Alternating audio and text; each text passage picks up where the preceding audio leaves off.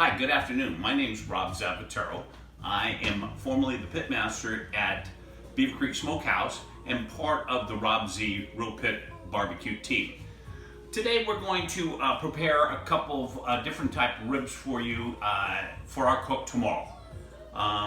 So if you take a peek over here, I've got both a spare rib, which is cut in the St. Louis, and that's this one right here.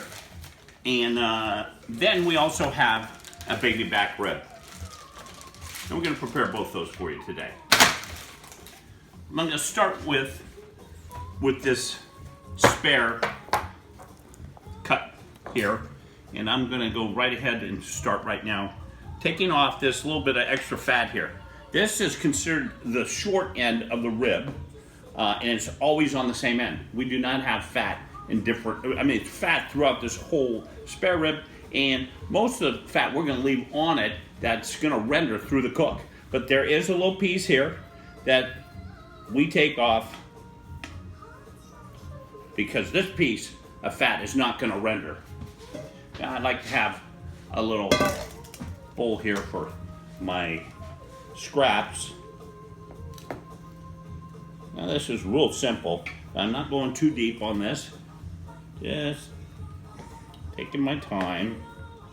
Then we're going to take that back cartilage off also. A little bit of silver skin here. So I'm just getting my knife underneath here. Just taking the slightest amount off and try to keep my yield high because I want our guests to enjoy that rib with as much as possible. Now there's a little bit of back fat here that I'll trim also. Not every pigs are kind of like people.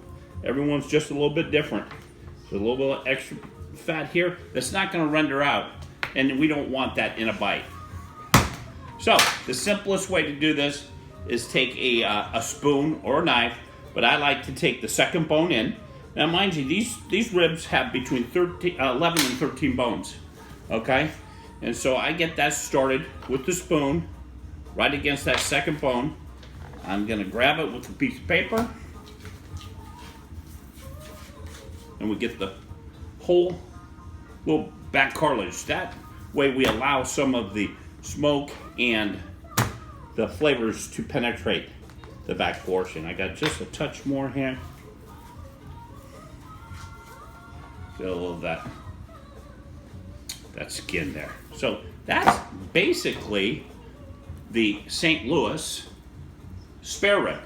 Now let's talk a little bit about the difference between the baby back and the spare rib. The spare rib is a little lower on the hog, so this is going to be down here towards the belly, and then the baby backs are going to be up higher on the hog. And here we have the baby back. It's also a little leaner. Tastes a little bit like a pork chop, I've been told. One of my favorite mentors, Mike Mills, told me that first time. I was very confused. However, it does taste like a pork chop. This is more of a loin. It's a little leaner. It's going to cook a little faster. However, it's the hog. So you have between 11 and 13 ribs there. And that's only because the way the packer cuts them commercially package these. Now here's the short end over here. I'm just going to flick that little membrane here. And sometimes you get these from the packer, and there's membrane right there.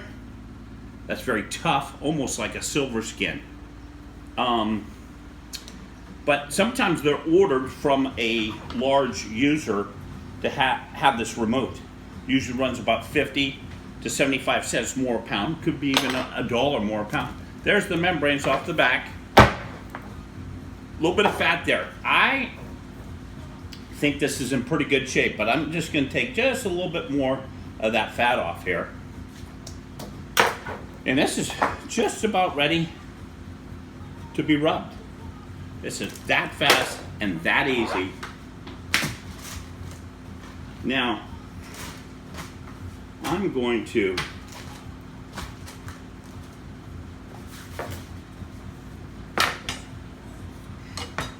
lay these in here. Now I personally, excuse me one moment, wash my hands.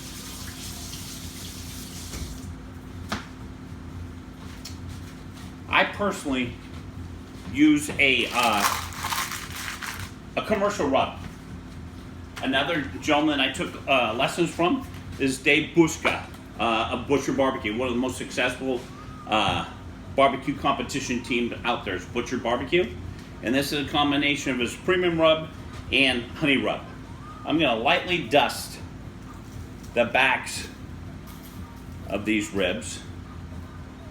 And I like to shake up high. When you're shaking from height, you get a nice, even distribution of the rub. Now I'm gonna set those aside, and I've got some that I'd prepared earlier.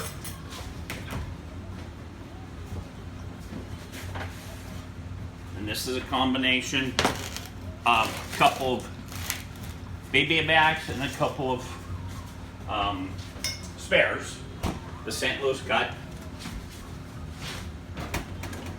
I've already given these a rub on both sides, and I'm gonna prepare this for overnight storage, and then I'll give it one more kiss with the rub tomorrow, right before going on the pit.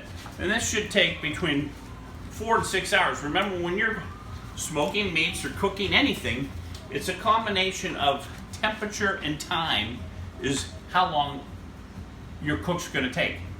People ask me all the time, how long do those take? Well, it depends how big they are, what the temperature is, and then we go from there. But roughly between slow and low would be between 4 and 6 hours. Now I've sealed these up with a little polyfilm, and these are going to go to bed for the night. I'll put these back in my refrigerator.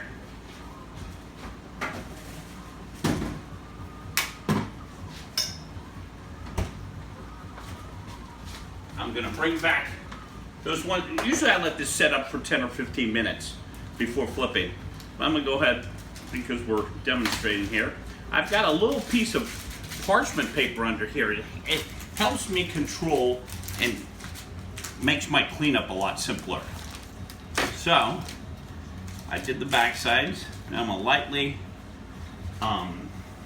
give a little, again, up high, and broadcast a nice even coat across your ribs. I'm using the same rub for the baby backs as for the spare ribs.